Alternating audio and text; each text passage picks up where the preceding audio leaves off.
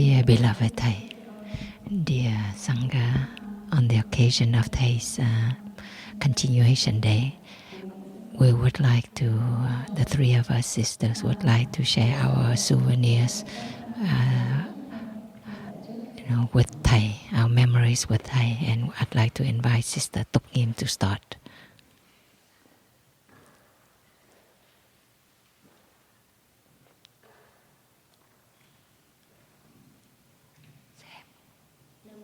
You record the translation, right? Homage to the Buddha Shakyamuni, dear beloved Thầy, dear brothers, sisters, and community, dear friends. Whatever we say, we still have to have some interaction, socialization before I can go straight in, so I can go into the story. So today is Thei's continuation day, and we'll talk about our beloved teacher. But Thầy is also in us. So really, whatever you say, you are talking about yourself. You cannot just say, talk about Thầy alone. We're not completely Thầy. We have received love, we have received teachings from Thầy. So we have that relationship. But we also still have to have our own stories. So it's neither completely about Thầy or completely about us or about me. I did not spend many years with Thầy. I'm one of the disciples of Thầy that kind of stay from a distance from Thầy. I'm not Thei's like right hand or left hand, but I'm still in Thei's body. So Sister Hương Nghiêm told me, "Oh, you are like the younger sisters," because after Thầy, Sister Hương Nghiêm listen to Thầy Pháp Hội talk, and she feels a lot of love for the young siblings who have not had a chance to meet Thầy. So his talk really touch her heart, like our brother's talk really touch Sister Hương Nghiêm heart. That's why she's here today. And so for me and Sister Đắc Nghiêm, who are more the working, I'm not like the voice of the Sangha to represent the Sangha. I do the work more. So, but on this occasion, I'm here with the Sangha, based on the foundation that today is the Thei's continuation day. So I would like to invite all of us to breathe with the same heart with Thầy, the same breath, in breath and out breath, and we breathe with the same mind and the same body as our teacher.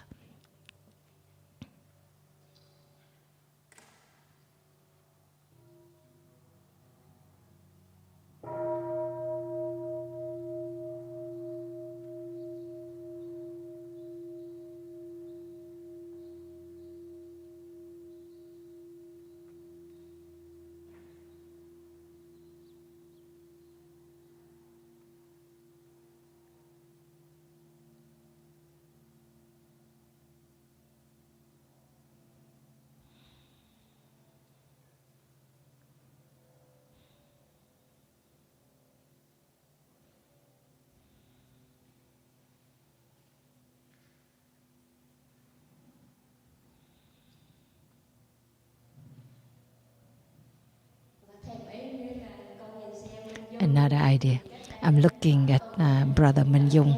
A few weeks ago, I saw him and he said, Sister Tuk Nghiêm, share.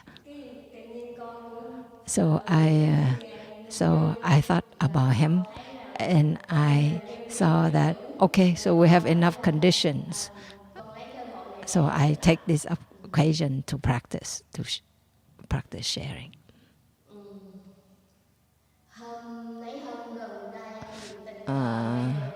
A few days ago, we listened to a to a Dharma talk given by Thầy. And when Thầy was talking about Thei's dreams about brotherhood and sisterhood, and Thầy said,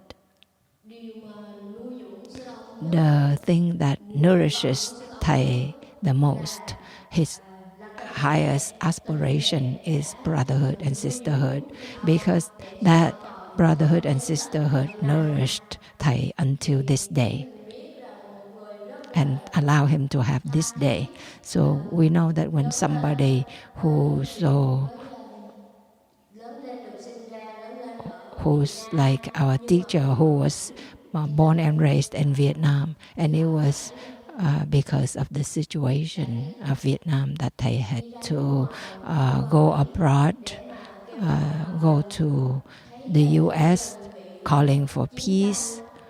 Thầy saw that the war caused a lot of destruction and demise of the people, so Thầy could not bear just sitting there and looking at so many people die like that. So Thầy left Vietnam to go abroad to call for the cessation of war. So that was his love for his people.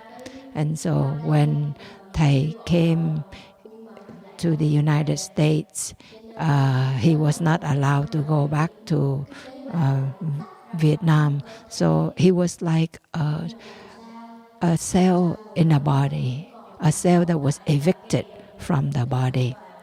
How could he build a community of practitioners like what he had when he was in Vietnam? That was the most difficult challenge for our teacher, but he was able to overcome that. And what the elements that could nourish that cell, and for our teacher to build a community like this, it was the brotherhood and sisterhood. And Thầy said since his exile, his dreams were always about love between brothers and sisters, between people. And that manifested in his dreams. And that love, that dream nourished him all along.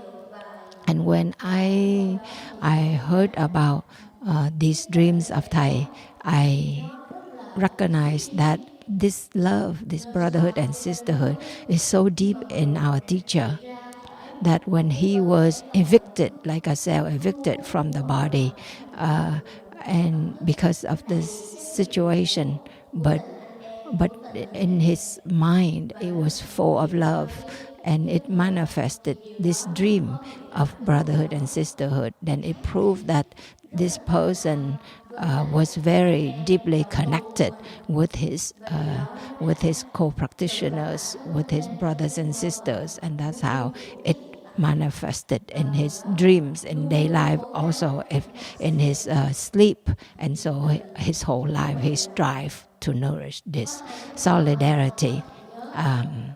And the two dreams, the two of Thei's dreams that I can remember is that in one of his dreams, Thầy said, "Oh, what's happening? What's going on? That this sound of laughter, of such joy amongst the brothers." And so it turned out that some brothers were coming back, were coming home, and that made Thầy happy the whole week. And another dream, Thầy saw himself waking up and drinking tea, and Thầy, in his dream, he remembered, oh, I have two more brothers upstairs, and Thầy brought the tea upstairs to drink with these two brothers. And so that dream also made Thầy so happy for the whole week. So listening to Thầy, I realized that his soul nourishment on this path was that brotherhood, that sisterhood. And in November 11th, 2000, on November 11th, 2000, I came to Plum Village at 3 o'clock. And the next day at 8 o'clock, Thầy because I arrived in New Hamlet as a lay person. I wanted to be an aspirant to ordain as a novice nun. So I came here, I just came knowing nothing, and I didn't go to Thei's hut because that was only for monastic. So before me there was Sister Ho Nghiêm, and there was also this layman Hu, and then he became my elder brother in the monastic family. So the next day Thầy came to visit New Hamlet, and I was also somebody who received the seed of practice from my own father and mother, because both my father was a disciple of Thầy, a lay disciple of Thầy. So Thầy had transmitted the seed of love to my father when my father was only 24 years old. As a young man, my father didn't know what to do. Either he joined that war, or so he met Thầy, and so he followed Thầy, and that was he joined a program, social for youth services, social service as youth for the youth, and so my father joined that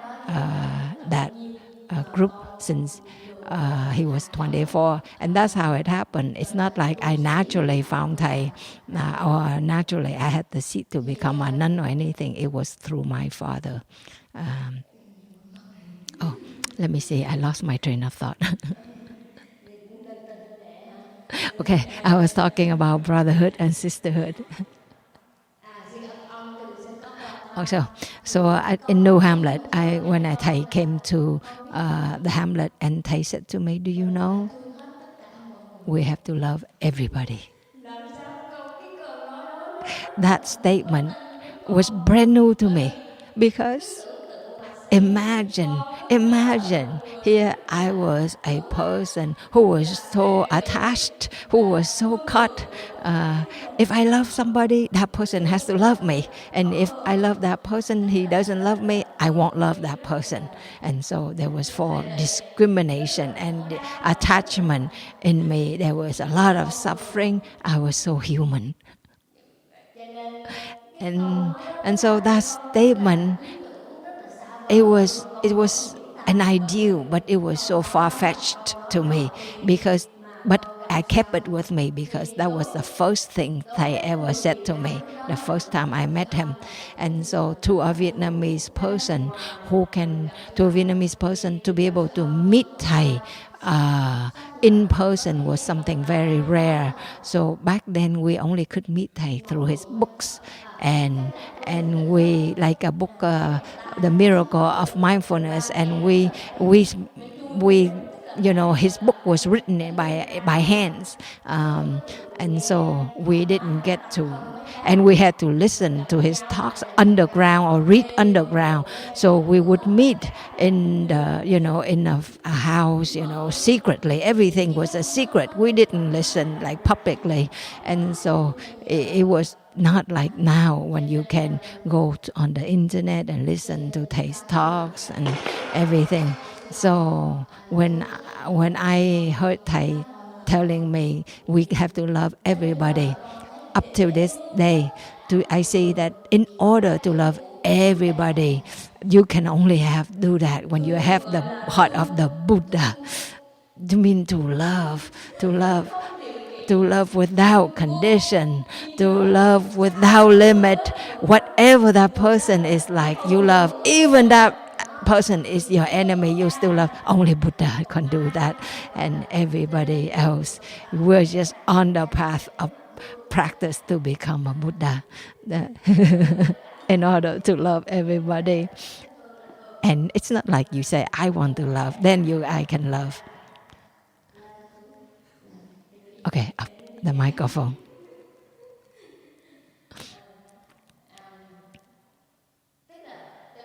It means that our love, it has so many different levels, different layers.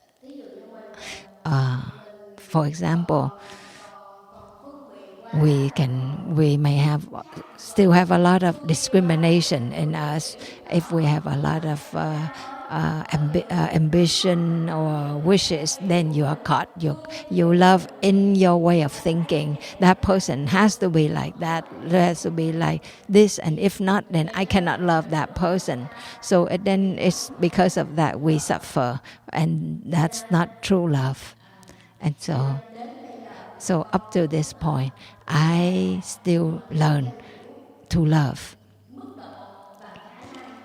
according to my capacity, my level, my interest. So I am not there at the ideal level. So I very much understand my path and the reason, the aim, the reason why I practice, and that is to practice so that my love has the four elements of true love and of compassion, loving kindness, joy, and equanimity. So that it's true to the spirit of love.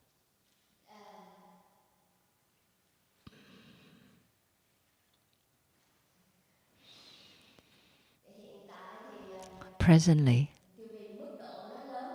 because it's such a great scope, I'm not able to bring my ordinary heart. Even though I'm a practitioner, I cannot say comfortably I can love everybody, but I only base on what I can. But I aspire to walk on that path of true love, to realize the four elements of true love. And so I see that about compassion, loving kindness. Loving kindness is to bring joy to another person.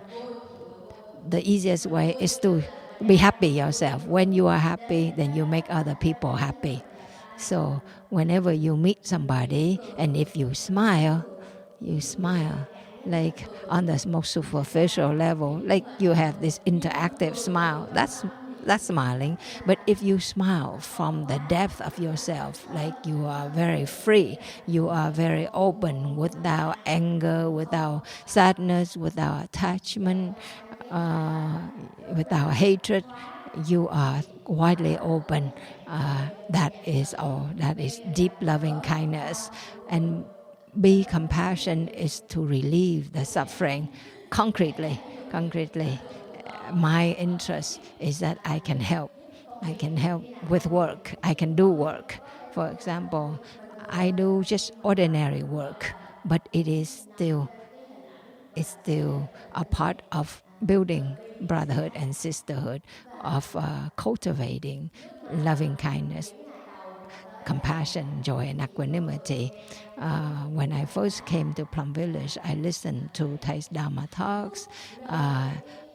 Thầy taught us that we have to be happy with the present moment, with whatever we are doing. And that means we have to dwell in the work that we do in the present moment. And we don't wait and wish, hope for the day that we can ordain, or wait for the day we can receive the full ordination, or to receive the lamb transmission, then I can be happy. Not like that. So I learned that from the very beginning, to learn to be happy with whatever that is in the moment. And what's also important is to be able to live in harmony with the Sangha. So those were the lessons I received from the beginning, 20 years ago. That's what I learned. And so I saw it was not difficult. I could apply that. Whatever the Sangha did, what I would do. I would follow along. Of course, I was not very deep yet. I just thought, so I can just be happy. But the more I practice, I see that whatever I'm doing, maybe my brothers or sisters, they are somewhere else, they are doing something. But in that moment I'm working, I can also feel very connected with those siblings. I feel that my work can also nourish them the work can be very ordinary, like watering the plants, or walking from the kitchen, or bringing the trash from the kitchen to the dumpster. But if you walk with peaceful, stable, happy steps, it means you dwell in the happily in the present moment, then more and more I see very clearly that each moment, every moment like that, it's something very close to love. When I can live like that, it can manifest concretely my ideal, my aspiration. Even I'm just walking to the dumpster, but my being is full of practice. It's full of my aspiration. That person is full of life. Because you do that in the spirit of mindfulness, of love, then I see that image of whatever work, like Thầy taught me, when I listened to that, but when I apply that to the work, I saw that I could touch what we can call is true brotherhood and sisterhood while I am going through my daily life activities that are normal, routine, and yet I can touch that substance of brotherhood and sisterhood that Thầy taught us. When, for example, I'm walking step by step like this, and I say, wow, I can touch my mother, father, right in my steps. I can collect my mind of love, my beginner's mind, entrusted to me by all these lay friends during this pandemic, even though they could not come, but their checks came. So it means that's love right there, and their entrustment, their message, their aspiration, they send it to us. And that image is very normal, but I can touch that as the mind of love from our lay practitioners. They entrust that in us, and I tell them in myself, I say, do you know, I am practicing, I am taking these steps for myself, but I'm also keeping this land for you, so that when the conditions are sufficient, you can also come and here, and I'm walking here and you're walking at home, and we interact. So the situation in the recent months, like when it gets so hot and the earth it will become so hot, and then we have earthquakes, we have this wildfires, we have floods, that really made me nervous when I thought about all these natural disasters caused by climate change. I heard in San Francisco there was an earthquake. When was it? And there were 300 people just in the beginning of this century. More than 300 people died. And I thought, this is not something very far away. If we don't practice well, if we don't love Mother Earth, if we don't take good care of the earth, then it will happen to us very quickly again. And even more quickly. And so when I am able to be in touch with all these different kinds of suffering, then, or I will say to the lay friends in me, I'm also holding on my shoulders, I'm also shouldering the suffering about like the impermanence about our loved ones, impermanence in our loved ones, impermanence in our teacher. I am also shouldering the impermanence of everybody. So I practice to embrace, but all these mountains are coming towards me. And then what should I do? Then I learn. Then I understood the day that the Buddha, when the Buddha faced this, when the Buddha used the image of the 4 mountains that were coming to you, of birth, death, and old age and sickness. So I learned, yes, I could feel that, and I learned then I need to really be 100% present for the present moment to be able to be there for what's coming and to embrace that.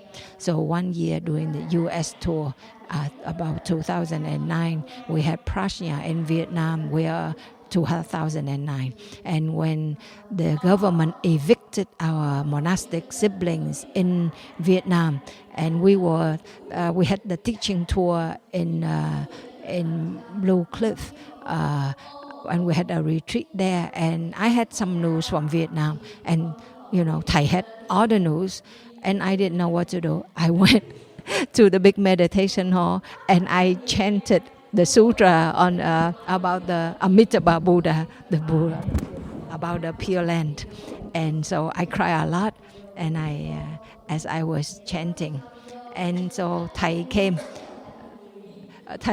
to the meditation hall, and I was like burning many incense to calm myself down. And Thầy said, you only need to burn 1 incense. And I thought, Thầy knows a lot more news. His children are being beaten, being evicted, and why is that Thầy is not suffering? Is he not suffering? I was asking myself, and yet Thầy was still giving Dharma talks during the retreat. Thầy came out with the Sangha, and he walks, he walked so stably, and then only later I understood that is all the practice, all the internal strength to be able to keep your mind not to be swept away by the situation, and to keep what you are doing. And what Thầy was doing was to lead a retreat, and that was full of practice. That was not easy. Not easy to be able to go through suffering like that. And so I know that on this occasion of Thay's continuation day. Okay, one more story. About the golden lion in the sutra, the golden lion by the most venerable monk Pháp Tạng, Dharma store. His name, Pháp Tạng, the Dharma store. And so when Thầy was giving the talk about this golden lion, I was not deeply in the path like right now. And so I had this complex. I felt I was just I was the tail of the lion, and I was not the head. But the monk said the head is like the head. That it's all gold. It's a part of that golden lion. And so this gold here, it means emptiness. That's the whole lion, whichever part that is gold. That is so Thầy said, don't think that the head is better than the tail, because the head of the lion has to do the work of the head. And the tail, you think you're just the tail, on the back at last. And then only later that I realized that the head has to do the work of the head to be able to be the head. But you are the tail, you do the work of the tail. And the head and the tail are still made of gold. And so in the daily life, whether you have peace or you have suffering, whether the weather is cool or is it 118 degrees, you still have to stay stable to be the true golden lion. So when Thầy said that to be the head, it has to practice a lot. It has to practice a lot to be that head, and it means that the big ship has to bear with the big waves. It has to be very strong to be able to overcome the big waves. So now I understand where I am, and I will receive that level of suffering, because Okay, so if my level was to be full of discrimination, comparison, attachment, then that kind of suffering will come to me.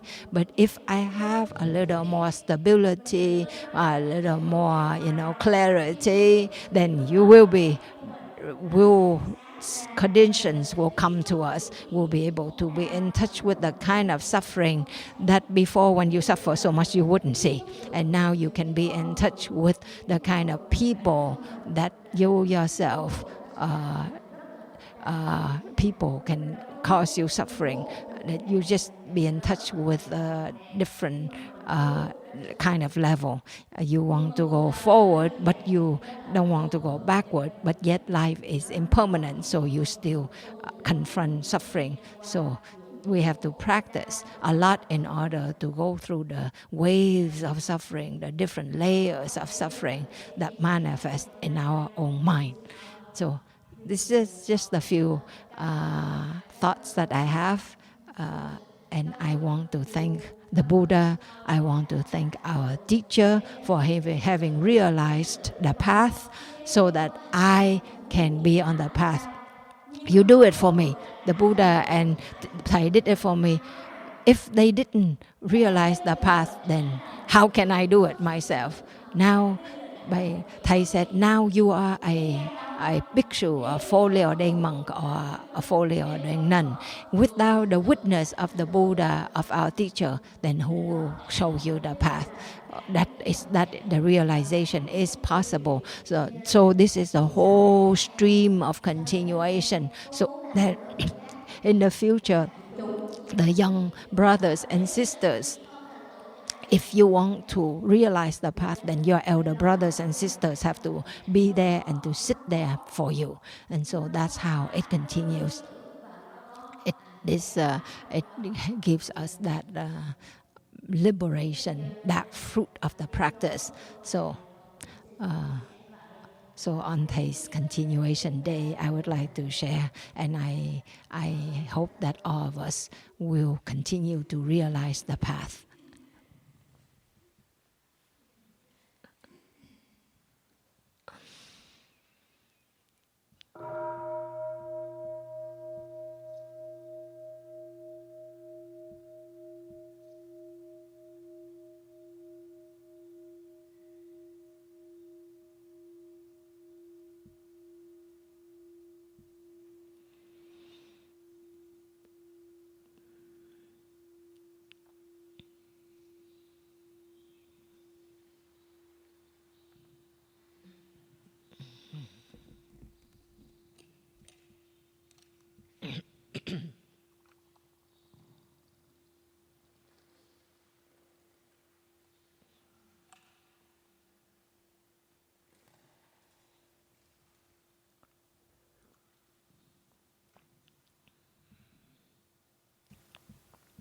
This is Sister Nghiêm, adornment with attainment.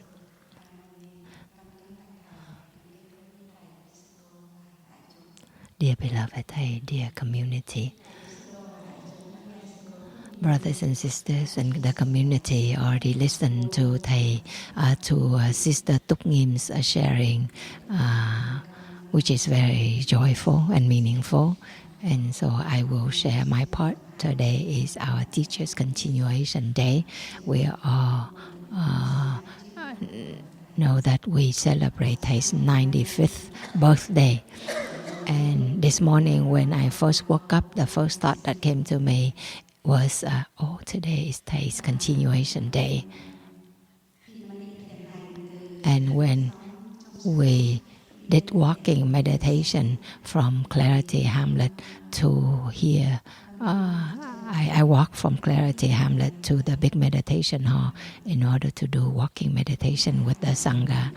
I was taking steps in mindfulness, and I felt that I'm also enjoying the great happiness with our brothers and sisters in other centers in Vietnam where Thầy is, and I could get in touch with Thầy in myself. And so in this morning when I did sitting meditation, I also sat with Thei's back. I also breathed with Thei's two lungs.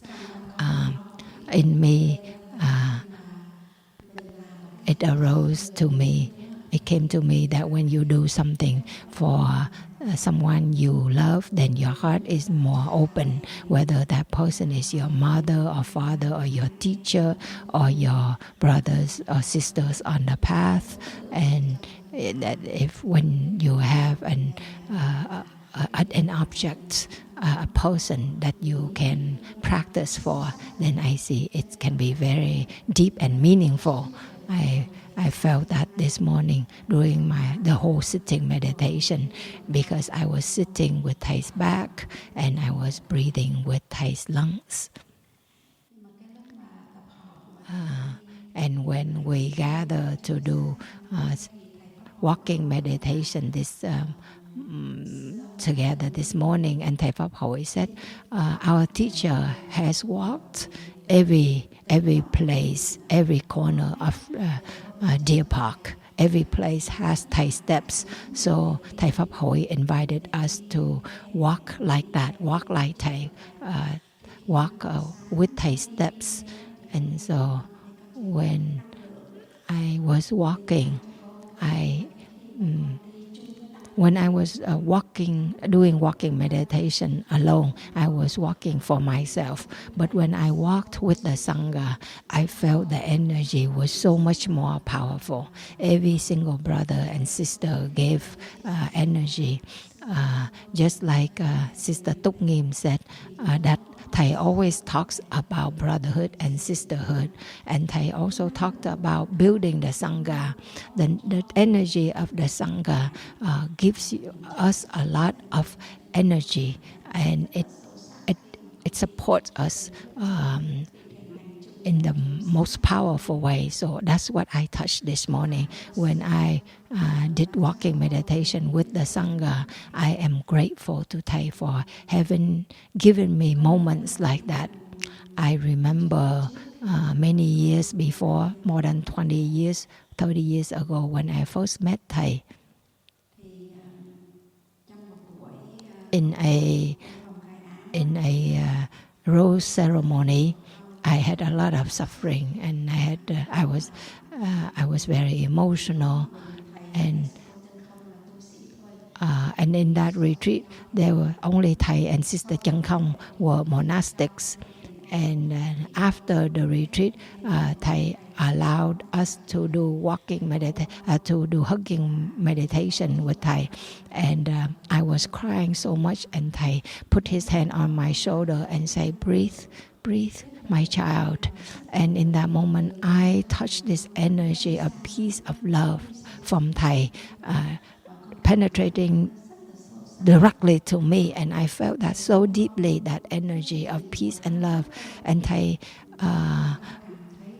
did hugging meditation with me for only 1 or 2 minutes, but I felt fulfilled with energy. And when Thầy said, "Breathe, my dear, breathe, my child," all my emotions subsided, and I was able to come back to my breathing, and that was the first time I could meet Thầy directly.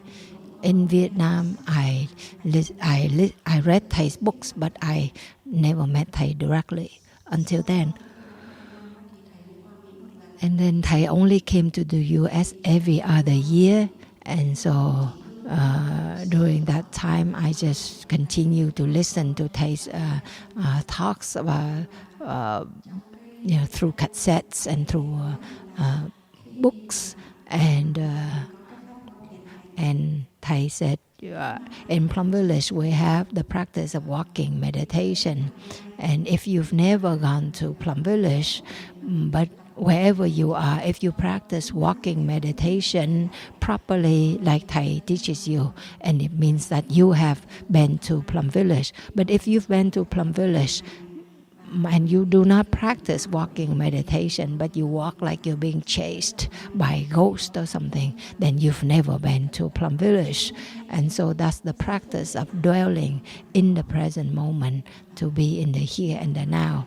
And so in the year 2002, when I went to Plum Village for the first time, but I had an accident. I fell and broke my leg, and so I went to Plum Village with this cast and with the crutches, but I could feel the strong energy of practice in the sangha, and that energy helped me heal and transform so much. And I stay in Plum Village for the 21-day retreat, and I benefited so much energy from Thầy. And then enough conditions came, I was able to ordain. The reason that brought me to the monastic path to be Thay's child, there were many reasons, but what I really remember the most is that Thầy always told me, my child, if you do not have suffering, then you will not taste happiness, because happiness and suffering, they are the left side and the right side of the same thing. You go through suffering, then you can touch deep happiness. And so I had gone through a lot of suffering in my life.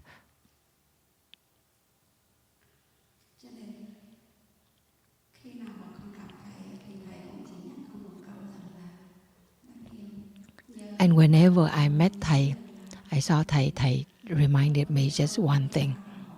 Thầy would say to me, if you do not go through your suffering, then you will not taste the flavor of happiness.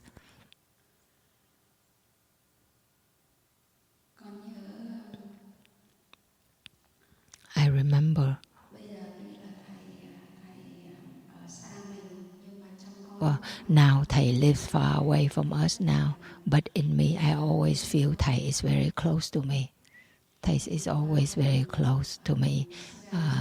I look at my elder brothers and sisters. I look at my younger brothers and sisters. I see your practice, and I see our teacher manifesting very clearly in our practice, in each person's practice.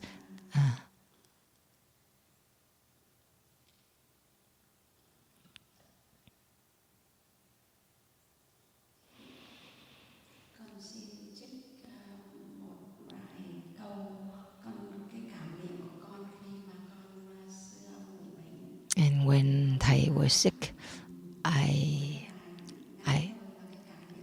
wrote something down, how I felt about this news. And when Thầy was in the hospital and he was able to recover, Thầy started meditation right away. As soon as he regained consciousness, he kept his practice. Even though his body had a lot of pain, and there was paralysis, but Thầy was able to maintain his own practice. And so I wrote, with the strong determination, with the in-breath and the out-breath, Thầy began to practice meditation, and that gave me so many beautiful impressions. So whenever I go through some kind of difficulty, I will remember Thay's practice in order to go forward. So today, on the occasion of Thay's continuation, I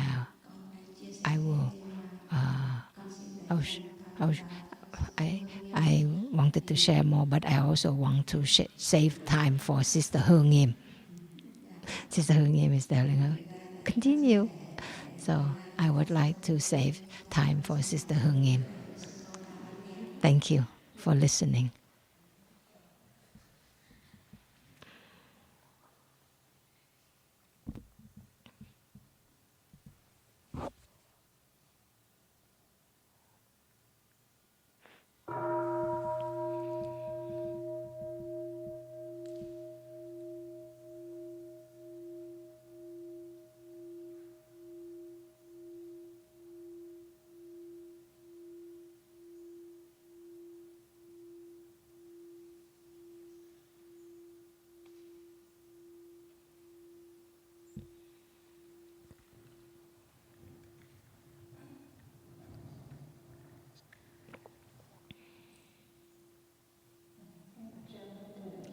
Dear beloved Thầy, dear Sangha, now I would like to change language.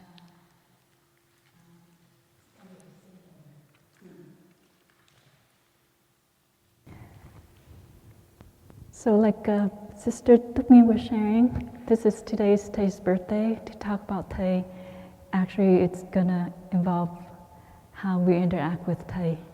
So I was just thinking through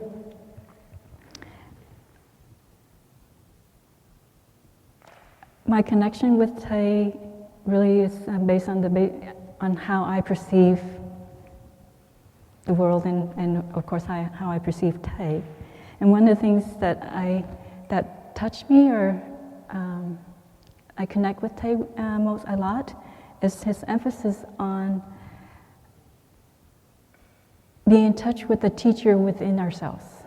He's always emphasizing that. For some reason, through all my interaction with Thầy, whether it's practice level or even work. So for me, with Thay's like a mentor who guides, and when he guides, not only does he teach, but he also challenges. He makes sure that you're not always it's echoing up here. We're not always in our comfort zone, that he wants to make sure that we are stretching ourselves and making changes that we need to improve or to correct, to improve where we are still. Anyhow, so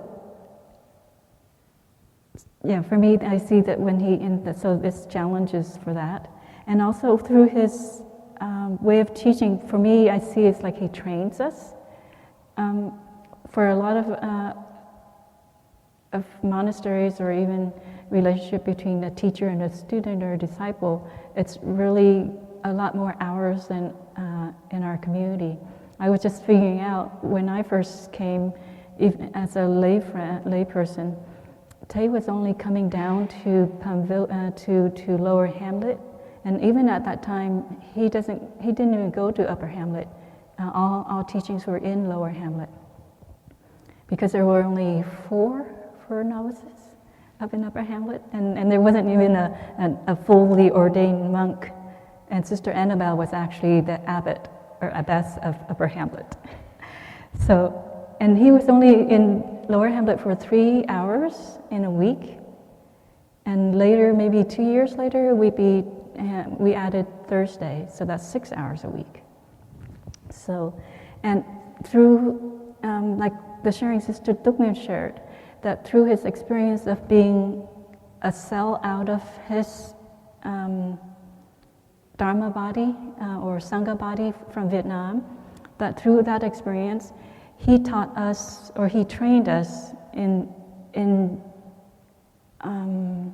training our younger brothers and sisters. Like for us to be able, because he wasn't teaching my younger brothers and sisters, he was making us teach our younger brothers and sisters. And in doing so, that's how I learned that be able to show someone something, even doing manual work, even cooking, you need to be able to know really how to cook a pot of rice and not burn it or not have it uncooked, or even how to cook potatoes so it's edible, or even cutting vegetables, cutting chives. You just don't go out there and just cut the whole patch of chives, because I made the mistake of cutting chives, coming in, making the whole pot, and everybody spit it out because there were grass leaves among the chives. I didn't know. I actually have to spit out myself because, like I said, they're in between. So not knowing, so you learn from experience, and that's how knowing your real experiences of the practices that we're able to then pass on or share real life experiences. As you can see, a lot of the teachings, the way that they explain about the practices, he uses very everyday words and everyday actions. But when each of us share about the eating meditation or walking meditation or sitting meditation, it still sounds new and different, but real, because each of us are, in some level, has been able to touch and do that experience, that practice in some way. So we might be repeating similar words, similar logistical instructions, but it still comes through in that, and that's how we're able to share our practices. And that's, for me, it's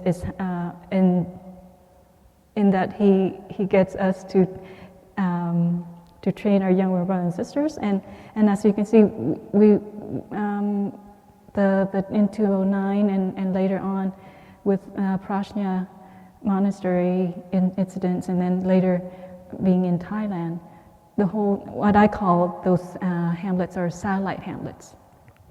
They're able to be alive and able to be expanding and growing because of this training, from older brothers and sisters to younger brothers and sisters, and even among yourselves, but even among novices. You have within an ordination family an older brother and sister take care within the family and help each other with the trainings of that.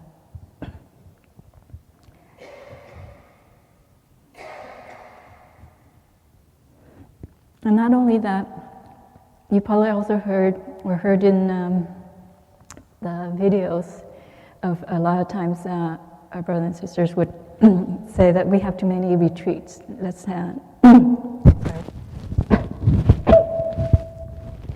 host less retreats in a year.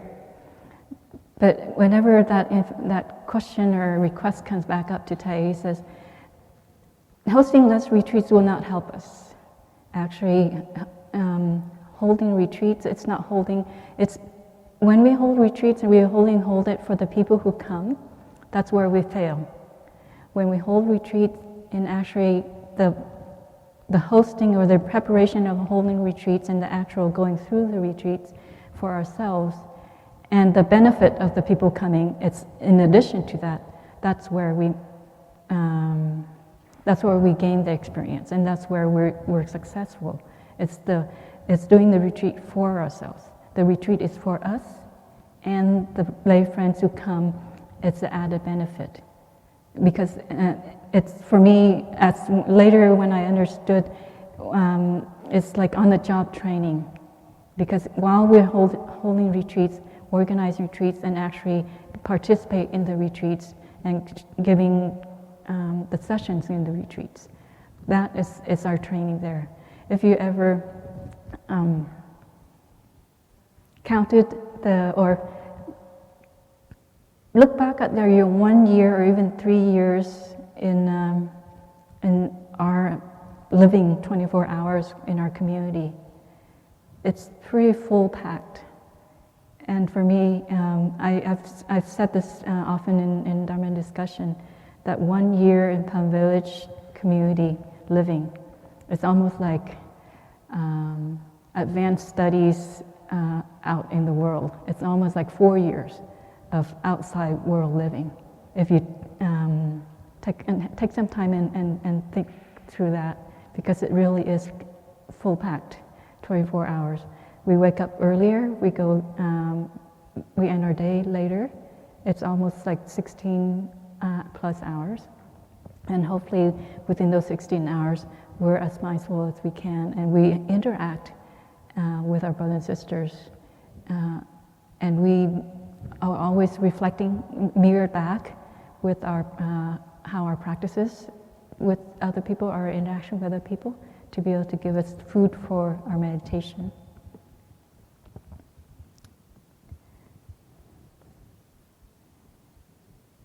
So I'd like to share a couple of practices or phrases, I guess, that Thầy shared that speaks to me. One of them is, "Are you sure?" For me, that's Thay's version of a better way of catching a snake, that sutra. It's the constant vigilance to double-checking ourselves, double-checking our assumptions, double checking our conclusions. That's why there's the word jumping to conclusions. We jump so quickly we don't know that we made the conclusion. And we hear one word and somehow that links it to something and already pop we're in the, we're at the finish line and the person hadn't even finished speaking or sharing. But for me, all that is it's on the basis of our perception. So for me, that's why the practice is always checking, am I sure? It's my perception. For a certain topic, it might be narrow, but certain other topic, because I have met more research or I talk to more people, it might be a broader perception. But for something that I don't know much, it's very narrow. And if I base something on this angle of understanding, how am I able to, how can I be sure that I understood the other 270 degrees of the matter? So for me,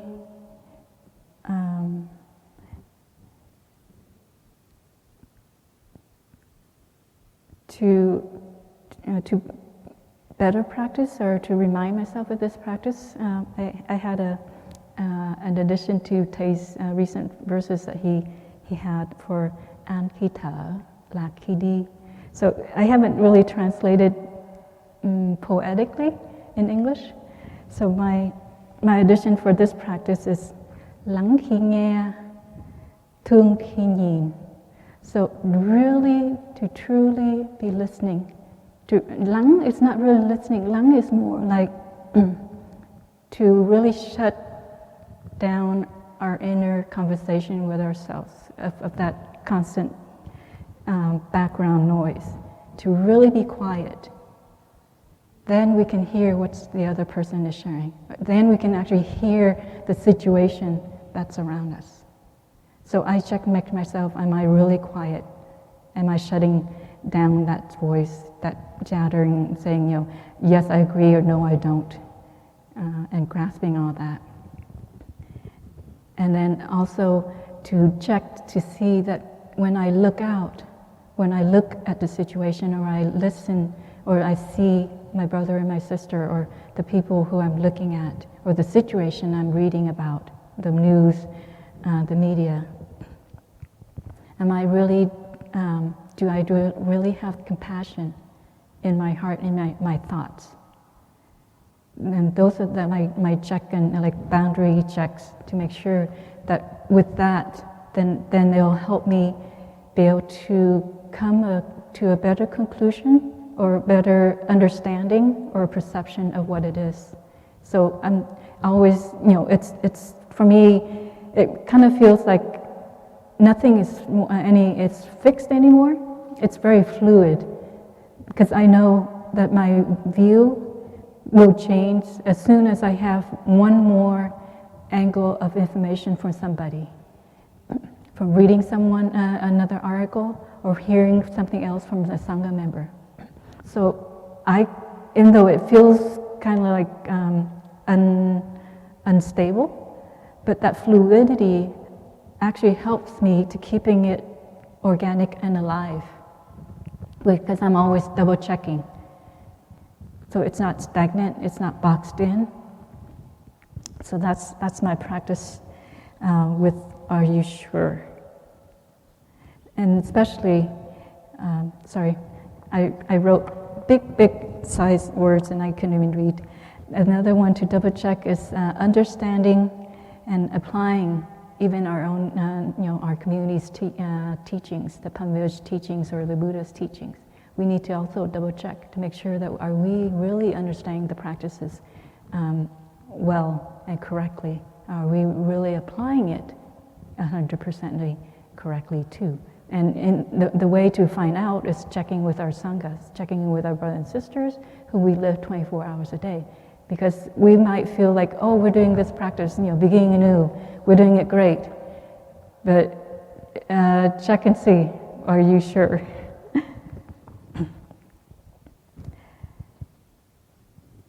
Okay, another one.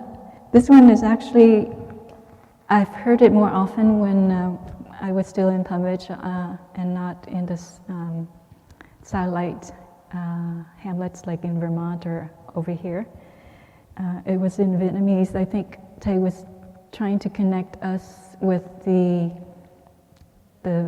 more traditional temple practices. He would tell us about when there were meetings of the monks at his time, and then there would be an patriarch, and Thầy would say that he just comes in and sits up in his chair, and like there'd be a lot of talking or a lot of argument, and all of a sudden the monk would have this block, and he would just pop it down, and then he reminds all of the monks, you know. So imagine this image: stormy winds and turbulent waves. Now put it in perspective. It's all in a bowl of vegetarian soup.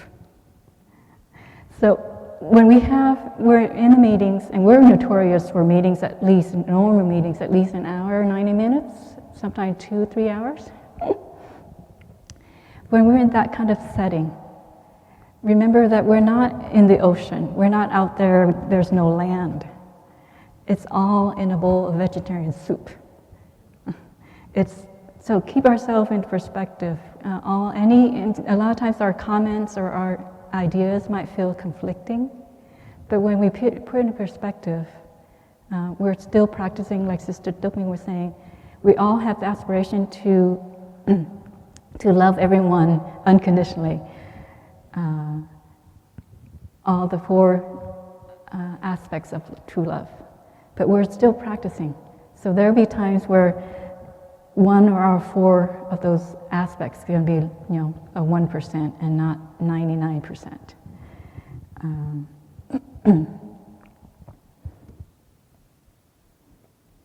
So for me, the practice, or to help me with the practice, I came up with these pair of verses. Hòa khi họp, nhã khi nói. So hòa is harmony. So the basis of our thoughts and our speech, if it's on the basis of harmony, then it will instill more openness of the heart and of the mind into any meeting, into any setting or any session that we may have in our community, in our sanghas.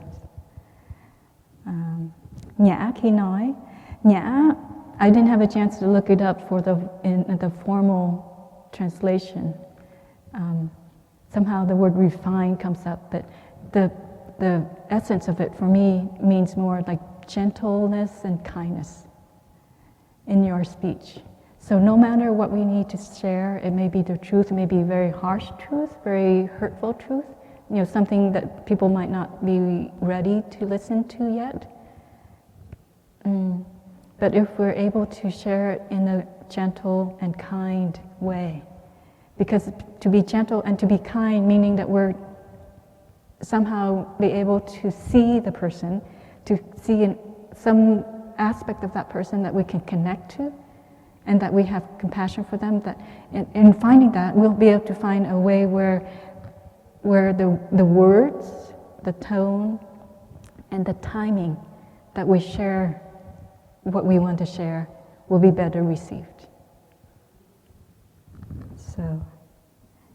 So gentleness and kindness in manner of speech. Like I said, it's not very poetic, it's lengthy.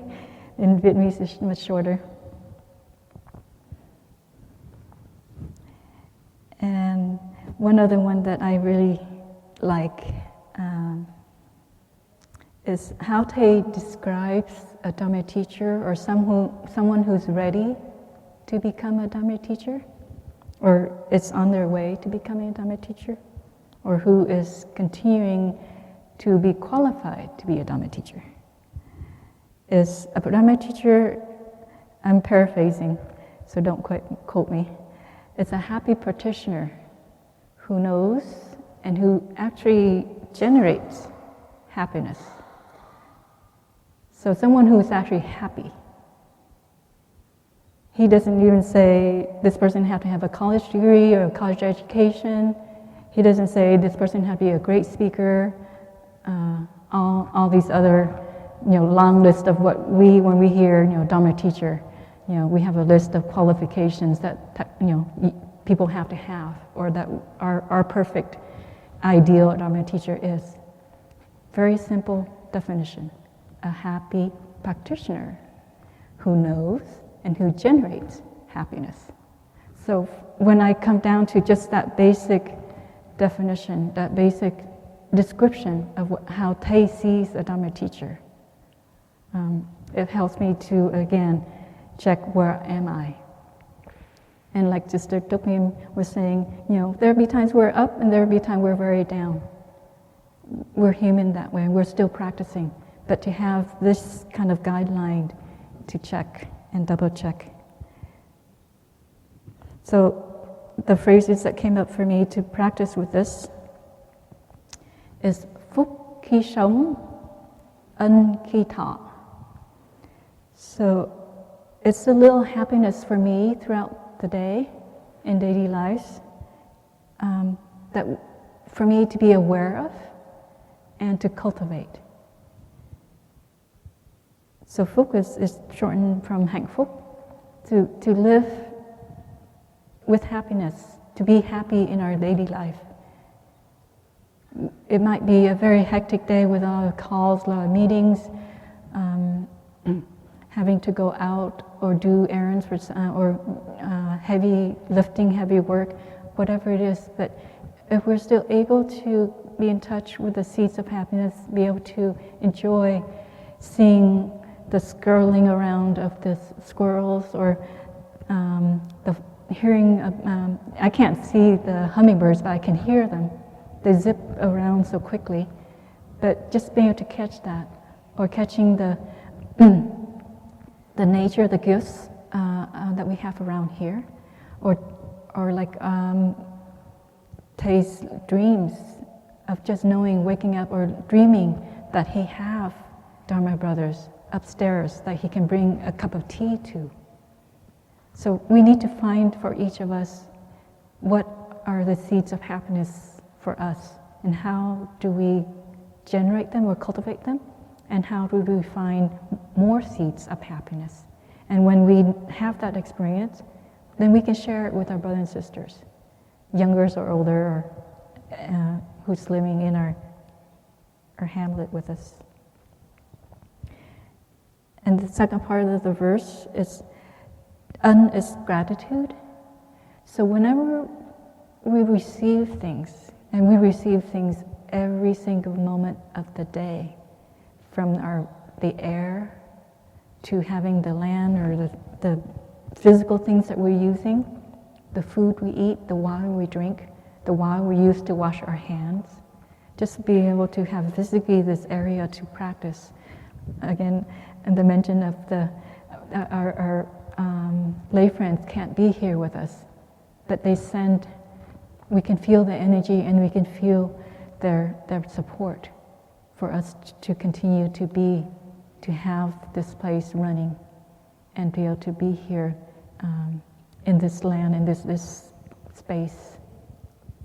So it ties in with the first part, is again to be aware when we're receiving, as we receive it, and to cultivate that seed, those seeds of awareness, of gratitude. So it's 11:30. I had a few other aspects I was going to share, like different aspects of Thầy that comes up in my interaction with Thầy. So at the short of time, I'll just end. I sense that Thầy has a huge sense of humor.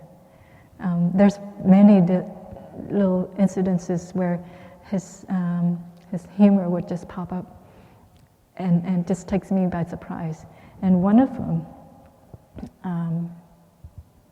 I don't know if he just did it out of fun or someone actually requested it, but I didn't see it until 2017, and Thầy was already sick, and it was when we were all in Magnolia that year with the monastic retreat, and we were passed around 3 or 4 books of calligraphies that Thầy has written. It was offered to each monastic a copy, and I was flipping through, and this one just caught my eye, and I couldn't even believe that he wrote it. It says, "Do not run anymore. You look silly."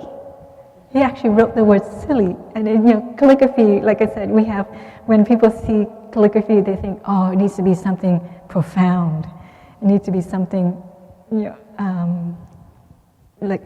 that people can actually frame and put it up for auction, or right in the center of their beautiful homes. But for Thầy to give the practice, but also have fun in that, it's really stop running around anymore. Don't run around anymore. We do look silly when we run around. So I'd like to just end here, just a little plug for our Parallax and Mindful Spell in Latu Lang Mai, because we are a continuation of Thầy. And Thầy is a very prolific writer and speaker, giving so much talks. There's a whole archive of Thay's teaching that we're trying to preserve and reaching there and be able to have it make more available to all of us. Those of us who come after who didn't get a chance to listen to any of that directly, but also to have it in printed form, whether it's electronically or in book form. But each one of us, especially my older brothers and sisters, and everyone from the Apple family up, that's where the last ordination family that I can remember, I'm sorry. It's easier for me to count up than to count down, because there's too many of you below.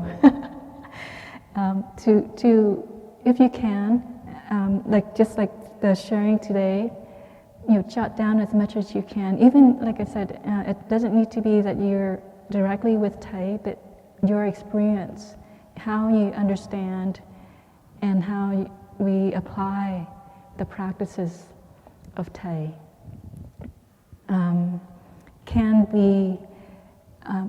should be actually collected as series.